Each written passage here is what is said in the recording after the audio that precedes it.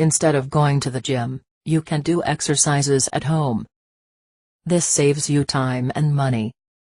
If you do exercises at least 3 times a week, you will have a more defined body, more energy, and may even lose a few pounds.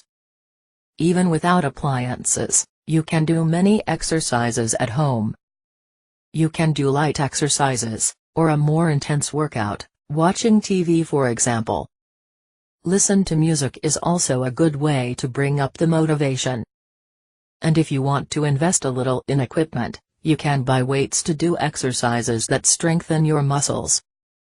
To do exercises on the floor, you can buy a special rug, suitable for exercises.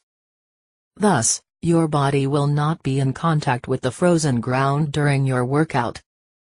Whether with or without equipment, the most important thing is to start doing the exercises as soon as possible. If you are a beginner, and want to start doing exercises at home now, the best thing you can do is to follow an exercise program, to correctly guide you.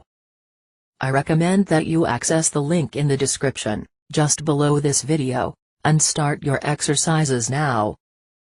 If you liked this video, click on like below, and subscribe to the channel.